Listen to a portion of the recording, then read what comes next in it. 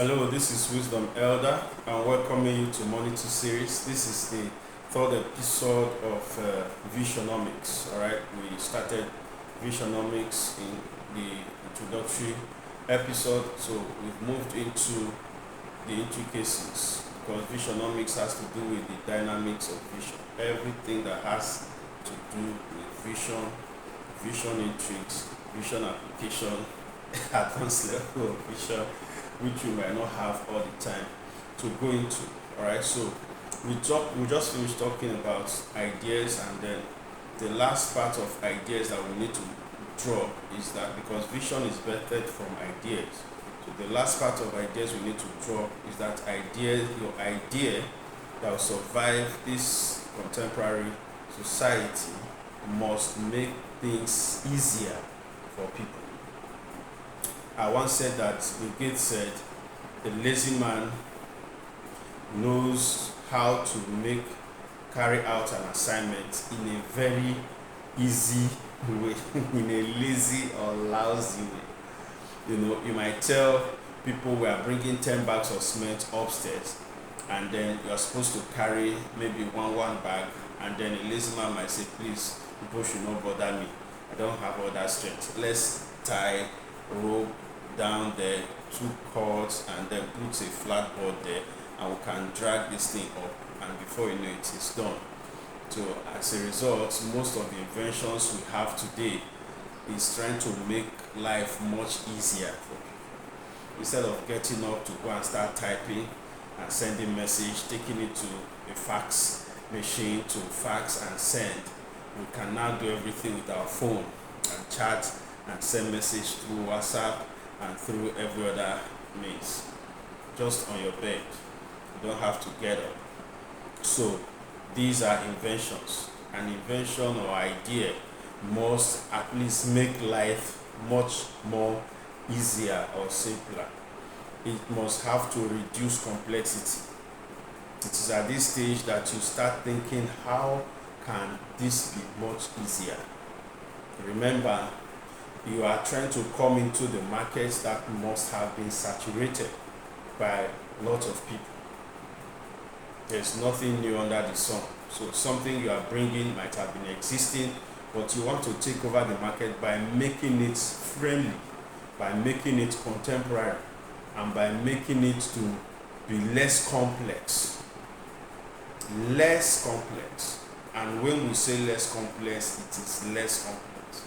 You are not introducing a car that will take a lot of whining before it starts, and you say you are introducing an automobile into the market, when we now have cars that doesn't even need a key to start. So if yours is coming into the market now, it has to be less complex. It has to at least have that capacity of appealing to people and making sure that it doesn't take them time to get used to it or to handle it. Say for example, you are coming into the food market. You know that a lot of people can go through rigors to plan food, and you are making the production of a particular meal to be easier. So you get it in a sachet, you take it home, you turn it, and then your meal is ready. And probably maybe there's no pot that turns for people, and you want to introduce a pot that can turn for people. So this pot, just put hot water in it, and once it is steamed, drop your food, whatever, and cover it, and the pot will do the spinning and spinning and spinning until your food is ready, and then you can drop it down. I don't think I've seen that before. So I'm bringing in something, and I'm bringing in something that will be very, very easy. This is spinning in the heat, not spinning outside the heat, spinning in the heat. All right, on the cooker burner. So it has to make things easier. So there are so many people who are bringing up ideas today that their ideas is even far backward behind than the area they are trying to introduce in the market. So if yours is coming to the market, it has to be much more less complex and much more simpler, so that people can at least leave whatever they've been using and start rushing to your own. The last point I'll have to raise is that your idea must have unique features. There's what is called unique selling point.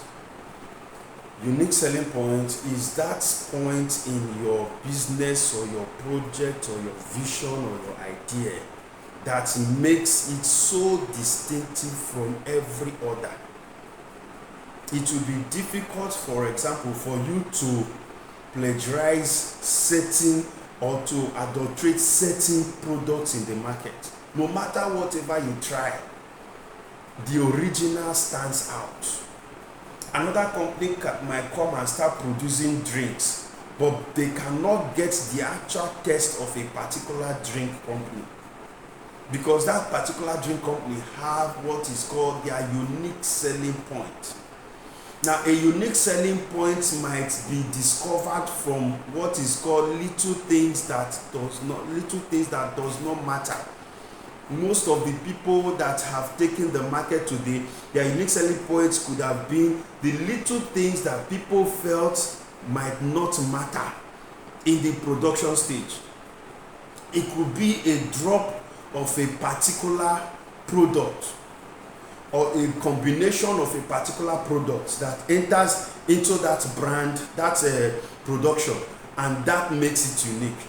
You might say it does not matter, but check out the little things you feel does not matter about your vision and begin to be very sensitive to them, because that could be the beginning of getting in contact with the unique selling point of your product.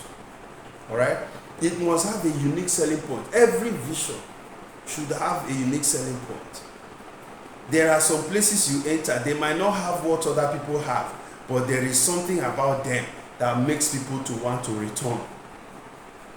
If you are going into fashion industry, for example, and people always have issues with delivering on time, you might have your unique selling point to be delivering on time. And how will you meet up that target? People must see it as something possible. Most people might see an app that they can even get their measurements and make payments, and instantly they book the date of delivery on the app, and products are delivered to them on time. These are your unique. This could be a unique selling point. There could be an introduction that other companies who run the same product have not actually done in that area that you need to do in order to take over the market. That's your unique selling point. All right? So in order to discover your unique selling point, again, you need to at least go through the competitors around. Go through your competitors. Sometimes visit them, get to know what they have, get to know what they sell, give them good patronage so that you can have proper understanding of what they are giving. Then you can now come back and decide, okay, this is what I need to do in order to top this particular competitor. You can even go there to make your inquiries. Just unknown to them that you are making your inquiries. You get your details, you patronize them, definitely. You are a customer.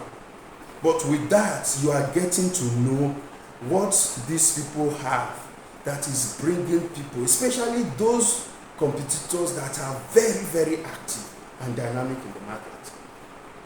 What they have that keeps bringing people to them, you need to study it. And having studied it, some people who are going into ministry, for example, feel it is just by attending some Bible schools of churches that are growing churches, thriving churches. They attend their Bible school, then from it is not true. It's not true. It's not true. If you attend their Bible school, you will not understand the dynamics of their church growth in their Bible school. It is not true. I'm telling you, practically it's not true. Sometimes you need to even get involved. It is in the church process that you can understand the secrets of their church growth. So they can train people in Bible school. At the end of the day, you come back from Bible school, and you the much you can do might be to start teaching people everything you've learned in Bible school. But to talk of the dynamics, the strategy, the operating system, it is in their day-to-day fellowship and their day-to-day activities that you can uncover it. That means you have to go back to that church and become a member. Starting from the beginning. Starting from the beginning, from their foundation, to know how they handle their foundation class, down to their workers' meetings, and know how they handle their workers, know why they can be able to attract such a crowd. They are not using jazz. They are not using jazz. Know how they can be able to attract such a crowd. Know how they can be able to attract such wealthy people. Before you start talking about the message pattern, some of us have message pattern, but it might not be message pattern. It might not be. So you just follow the man because he's preaching. It's not the preaching. It's not just the preaching. There are other things around the ministry that is really making it to be thriving, which they have built. They have structured it because they learned it from other sources. They sent people to go and understudy in other ministries, and then brought some such ideas together, and they are using it and it's working for them. So it will not come to you by attending their Bible school or school of ministry for 1 month or for 2 months. It will not come. All right, even though it means sowing your time, sowing your resources into that place in order to get it. Training in line with the vision is inevitable. Training in line with the vision cannot be compromised. And if it is ministry, training under the kind of place you intend to become or to beat cannot be compromised. Not be compromised. So going through all their processes, understand how they start their meetings, understand what happened before they start their meeting, because when you come, you already come when they have started. You don't come way before they start, so you don't know what happens before they start. Understand how they do their mobilization and recruitment, because you don't see them. All you see is maybe they come out on Saturdays. Understand the dynamics when you are there. After that, you can now come out and then recreate your concept. Are you getting what I'm saying? Recreate your concept. Give your own arrangements a little push. Upgrade it a little, so as to at least, if not handling the competition, if not beating the competition, at least be able to even merge or get close to it. All right? Remember, the competition is not just your target, but your target is to take over the market. So in taking over the market, sometimes when you are understanding your competition, you can create your own competition. And one of the best ways to create it is this unique selling point. Some of these things, some of these intricacies will run down in the ideas in the formative stage. Create your own competition. Let the competition that you are looking at be the one that you are creating, that people will long to beat. Once you are there, you have stabilized. You are growing. You are pushing more effort, like we talked about the first episode.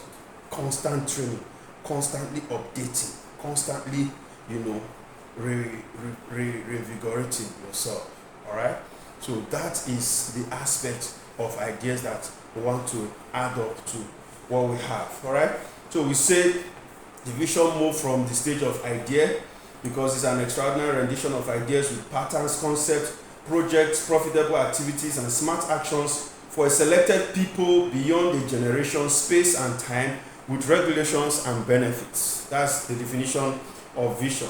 All right. So we are saying that the vision moves from the stage of ideas to acquisition of skills. Then from skills, when you have acquired the skill, and I started by saying that the skills had to do with all kinds of skills that can be associated with you building the vision and making the vision strong and formidable. your skill for technicality is not enough. You need managerial skill. You see why understanding and training under people is very important? You need managerial skill. You need to do research on the area that you are trying to project. You need administrative skill. You need leadership skill. Some of us cannot lead more than ourselves. It's not a course. It's just a state. But you can grow. Some of us were not born leaders. We have to develop the leadership qualities. So even though you cannot lead more than yourself, you can develop those qualities. You can begin to look at some things that will make people not to want to identify with you, but they love your product, they love your message, they love your concept, but they don't want to come closer. And you can begin to work on those things. Your leadership skill needs to be driven to a very high stage so as to be able to handle the vision that you are projecting, because you need leadership skill. And aside from leadership skill, in the area of skill, you need financial skill. A little, I'm not talking of going to Harvard. No, I'm not talking of that. You need financial skill. Accounting skill, recording, how to make sure your business, are well recorded. You need that. You need financial skill on everything that has to do with saving, income, profit, and expenditure. How to take record. The most important thing is how to even source for money. I was going through Robert Kiyosaki's book on how to drive your business with debts. I know some people don't like debts. Some people don't like debts. They'll say, debt is not my portion, debt is not my portion. The man is saying how debts can drive your business. I was going through that. Do you know that the greatest of corporations are driven by debts? But how can I use debts to drive my business? So I was understanding that I realized that even debt, it can be an asset if you have understanding on how to use debts to become an asset. Debts can be assets. Many businesses you are having today are being driven by debts. Today, they are being driven by debts. But you cannot borrow when you are not sure. In fact, it will be difficult for people to even give you money now when they are not sure of the vision. All right? God told the Israelites when they were coming out from Egypt, go and borrow from the Egyptians. Borrow not a few. So they went and borrowed before they came out. At the point where they were ready to leave Egypt, that was when they borrowed. They didn't borrow when they entered Egypt.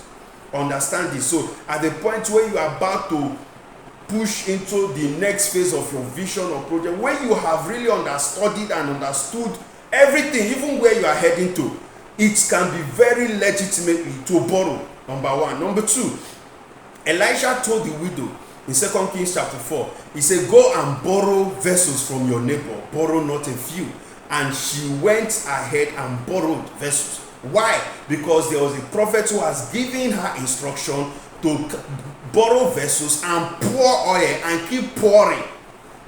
So she was so sure that this prophet cannot be a liar, and she had to take that step. Number three, Jesus told Peter, James, and John, please let me use your boat a little. Plunge out a little. Let me stay on your boat and speak to these people.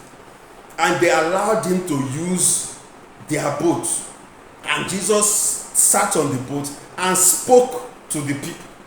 Having spoken to the people repented, and then Jesus now blessed Peter, James, and John and said, cast your net now to the right side. You get a great catch. And they did that, and they caught a great catch. Number three, so there was a need for what Jesus never had, and he had to borrow from Peter, James, and John in order for that need to be met, because he was so sure of what he had, and he was sure of how to compensate these people back. Number three. Number four, John chapter 6, Jesus asked them, he said, where can we get something to feed these people? And they said, we don't have anything except a small lad here that has just 5 bare loaves of bread and 2 fishes. He said, bring it. That is not their own. That is a small lad's own. They borrowed it from him in order to handle the need at the time. And they were sure, Jesus was sure, that he was going to return that same 5 loaves of bread and 2 fish to that boy. And it was returned after having fed over 5,000 men, women, and children. Are you getting me? So if you are building a religion around borrowing, it is your own cup of tea, you are on your own. There can be a way that assets can be used, but the wrong use of it does not disqualify the use of that asset. The wrong use of it does not make it to become invalid. If you are using it wrongly, it does not in any way invalidate the assets. Because there are people who are using it positively, there are people who are using it well. Alright? So many companies you are expecting a package from, you are expecting promotion from. Some of you that say you don't believe, so many companies you are working and you are expecting promotion from. Right now, they borrow, but they know how to drive assets, drive debts, and make debts to become assets, not liability. So the challenge most people have can be a challenge of a particular scenario or a particular situation, but it is not resolute. It does not define other factors, other facts. The real fact is that debt can be an asset, and as well debt can be a liability.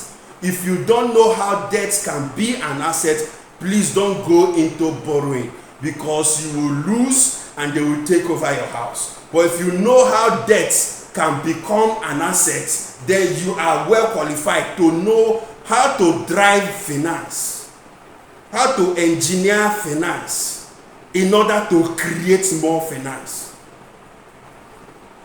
You know how to engineer finance in order to create more finance.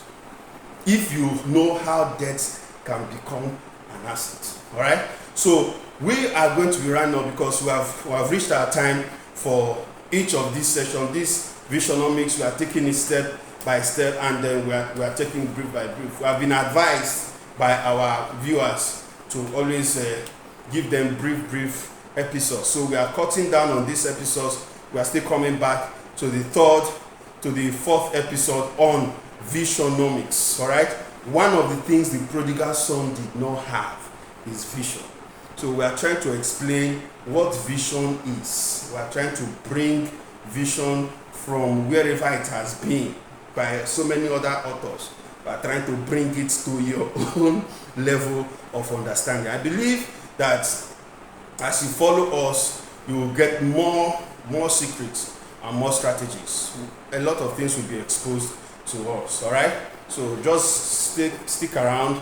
Please subscribe our channel so that you can always get information when we post new videos and new lessons, and then like and then share these messages so that every other person can as well have access to it and they can view it. Right now we are always posting on YouTube, so go to IH Ministries on YouTube, IH Ministries on YouTube, and then connect with us on all of our messages. My name remains Wisdom Elder, and this is Moneytudes series. God bless you.